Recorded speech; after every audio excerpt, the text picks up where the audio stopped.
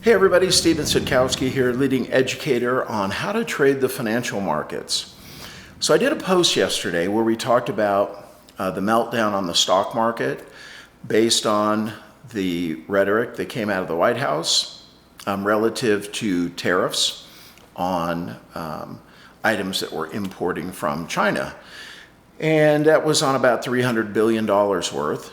And by the way, this isn't a commentary on whether or not those tariffs are a good idea or a bad idea. People smarter than me make those decisions. My comment was, anytime I see the market drop significantly, my first question becomes, is the drop acute or is it systemic? In other words, is this the beginning of a prolonged drop? And I looked at this situation and I thought back on all the other times there's been conversation relative to tariffs, and the market dropped and then it came back. And so I told you, don't panic, clear head. And I just want to point out what happened today. At last check, the Dow was up about 300 points. So it wasn't time to run out and buy put options. The market had already fallen. And it also illustrates the fact that markets tend to overreact. That's just what they do. Little bit of good news, market shoots up higher than it should. Little bit of bad news, fear kicks in, market drops further than it should have. Our job is to look at the big picture. Pull up a chart on something. Look at it over the last 6 months and ask yourself, am I still bullish, bearish, or neutral? Good way to do this, and you can do it with basically any security. Just look at a chart and the 30-day moving average. If we're near the 30-day moving average, see what direction that moving average has been headed. If it's sideways, okay, we're in a neutral market. If it's going up, then we're in a bullish market.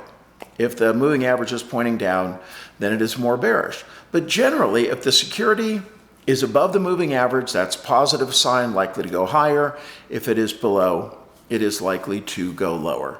So what I want you to do as investors and traders is not to be reactionary. One bad day does not make a market. Take a longer term perspective and understand that during these times of chaos, there's opportunity. So I have a bunch of covered calls on. So when the market fell and the price of these stocks fell, all my covered call trades were then way out of the money, meaning that the strike price of the call option was significantly higher than the price of the stock. So it just allowed me to go in and buy back all those covered calls that I had already sold, collected money for, and I was buying them back just a couple of days after I had originally sold them at pennies on the dollar, and now I am starting to put on new call options. So basically, I'm double dipping.